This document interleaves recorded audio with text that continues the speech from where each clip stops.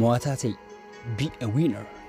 Yooyaa akkam jirtu jaalatamtoonni fi kabajamtoonni hordoftoota koo Horror Inspire warra taatan akkam jirtu bakka isin jirtanitti gammachuu quuftii milkaa'inni nageenyi jaalalli tokkummaan isiniif baay'atu kanan jedhu hana obboleessa keessan Dinaariyaati. Tole egaa guyyaa irraallee barnoota baay'ee mi'aawaa fi bareedaa ta'e dhamdhama adda qabu isiniif qabadheetan dhufee jira. Mata dureen barnoota keenyaa baay'ee kan namatti tolu kan ta'e mo'ataa ta'e kan jedhudha jechuudha. Be a winner. Mo'ataan maal godha? Mo'ataan yeroo mara maal gochuun dabarsa? Mo'atamaan immoo yeroo mara maal gochuun dabarsa kan jedhudha kan wal faana ilaallu. Guyyaa irraa kana mo'ataa ta'uuf waa'een nu fayyadanidha kan wal faana ilaallu jechuudha. Tole egaa mee barnoota keenya irraa kanarratti yaadaaf qeeqa qabdan koomentii jala nuuf kaa'uu dandeessu jechuudha. Tole egaa guyyaa irraa kana immoo barnoota kamii isiniif qabadhee dhufee jira wal faana ilaalaa jechuudha. Mo'attoonni yeroo mara furmaata barbaadu irratti xiyyeeffatu. Mo'attoonni yeroo mara furmaata barbaadu irratti xiyyeeffatu. Karaa kam yoon gore furmaata laachuu danda'a? Yoon maal godhin furmaata laadhaaf rakkoon irra jiru sanaaf yaaddaa jiru sanaaf wanta gochuu qabu sanaaf yoon maal godhin furmaata laadha kan jedhu yeroo isaanii furmaata isaa irratti kan isaan barbaadu irratti xiyyeeffatan. Mo'atamtoonni garuu rakkoo isaa irratti kan isaan xiyyeeffatan. Furmaata toon taane mo'atamtoonni rakkoo isaa irrattidha kan isaan xiyyeeffatan. Rakkoo akkasiin narra ga'e akkamiin godhaa maalan godhaa ala kamiin godhaa jedhanii rakkoo waa'ee rakkoo sanaa bichee yaadu. Waa'ee rakkoo yaadu jechuun immoo furmaataaf yeroo hin qabanii jechuudha. Mo'attoonni garuu injifattoonni garuu furmaata irrattidha kan isaan yeroo isaanii dabarsan. Maal yoo goonidha kan nuun furmaata laachuu dandeenyu yookaan immoo mo'ataa ta'uu kan nuun dandeenyu jechuudha. Mo'attoonni yeroo mara jireenya isaaniif sagantaa qabu. Mo'attoonni yeroo mara jireenya isaaniif sagantaa qabu. Inni lammaffaa irratti agarru. Mo'attoonni yeroo mara jireenya isaaniif sagantaa qabu. Mo'atamtoonni maal godhu? Wanta godhan kamuu irrattuu mo'attoonni sagantaa qabu. Haala kamiin yeroo kamitti akkamiin akka dalaguu danda'an, akkamiin akka gochuu danda'an, akkamiin akka milkeessuu danda'an sagantaa qabu jechuudha. Mo'atamtoonni garuu sagantaa dhabuu isaaniif sababa garaagaraa dhiyeessu. Inni lammaffaa maal? Mo'attoonni yeroo mara jireenya isaaniif sagantaa qabu. Haala kamiin akka galma ga'an, haala kamiin akka milkeessan, haala kamiin yaada san akka furmaata laatan yaada adda addaa dhiyeessu. Mo'atamtoonni garuu sagantaa dhabuu isaaniif sababa garaagaraa dhiyeessu. Ani koo sababan akkasiin godhiin hafeefidha kan inni naaga milkaa'uu dide. Ani koo sababan akkasiin yaadiin hafeefidha kan inni naa milkaa'uu dide. Ani koo sababan akkas ta'eefidha. Ani koo sababan maal ta'e sababoota adda addaa dhiyeessu jechuudha. Sagantaa dhabuu isaaniif. Mee ati isa kamirra jirta? Kanaafuu mo'ataa ta'e sagantaan deemi yeroo mara. Rakkoo si mudatu irratti furmaata barbaadi inni tokkoffaa. Inni lammaffaan immoo sagantaa qabu mo'attoonni. Inni sadaffaa irratti immoo mo'ataan si faana hojjedha siin jedha. Ani si faana hojjedhee jijjiiramuun barbaada jedha. Ani si faana hojjedhee guddachuun barbaada jedha. Ani si faana hojjedheen abjuu koo dhugoomsa jedha. Ani si faana hojjedheen galma ga'a jedha. Ani si faana hojjedheen bakkiin barbaade ga'a jedha. Mo'atamtoonni garuu kun hojii koo miti. Na hin ilaallatu siin jedhu.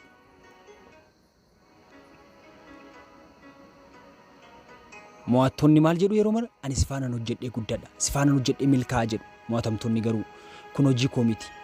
Kan na ilaallatus miti siin jedhu. Kanaafuu mo'ataa ta'e si faana hojjedha, si faana guddadha nama jedhu ta'uu qabda.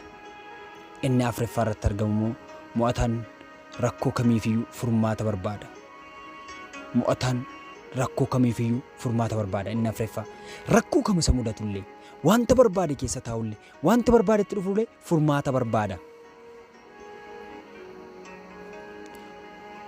Mo'atamaan garuu furmaata kamiifiyyuu hanqina yookiis immoo mudaa barbaada.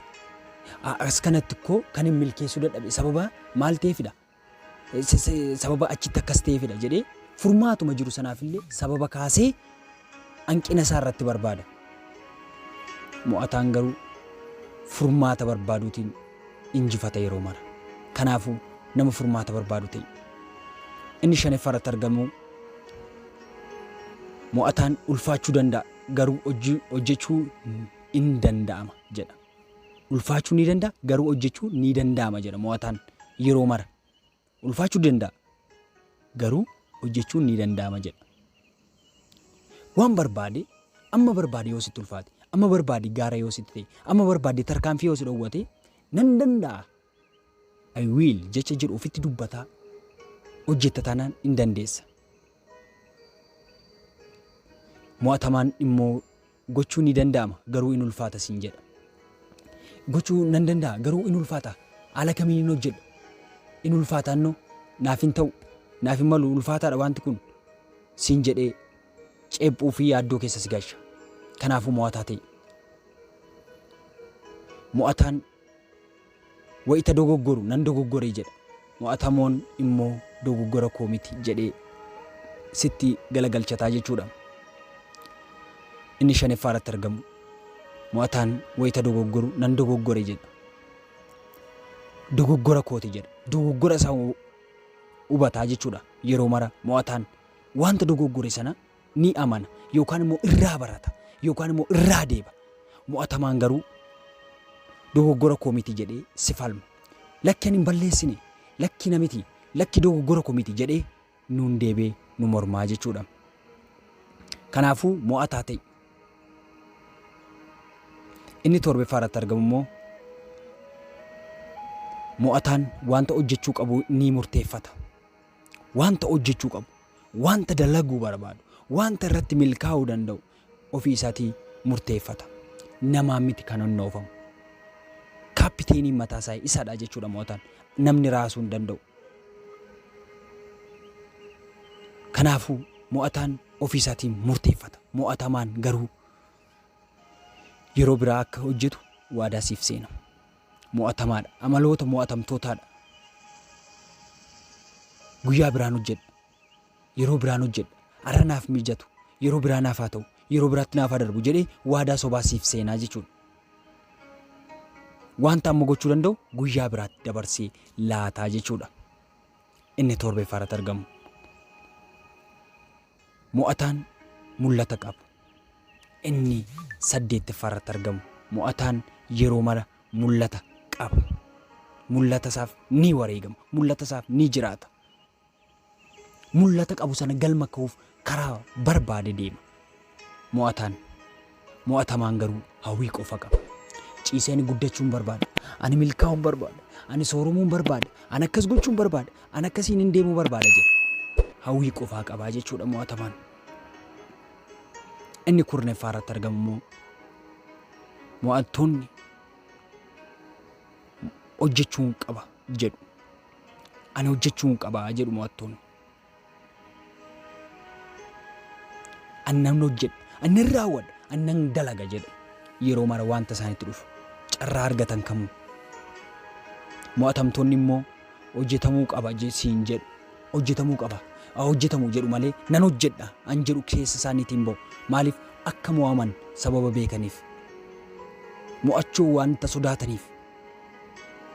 Akka waraana sadaffaatti sodaatu mo'achuu mo'atamtoonni.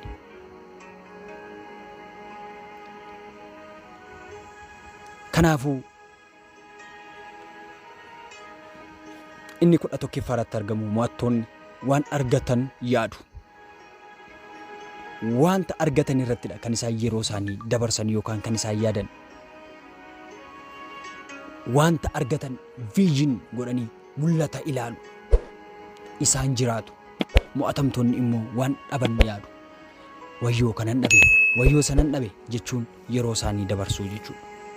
Kanaafuu barnoota irraa akkasii waa baay'ee barattan abdiin guddaa qaba. Tole egaa barnoota kana jaallattanii jirtu yoo ta'e hiriyoota keessan, maatii keessan, firoottan keessaniif qooduu ni dandeessu. Akkanuma immoo maatii keenya taatanii subscribe gootanii notification saabsitanii yeroo mara maatii keenya taatanii nu faana turuu dandeessu. Turtiin isin faana dabarsetti baay'ee gammadeera. Barnoota biraan hanga walitti deebinutti turtii gaariin isiniif hawwa.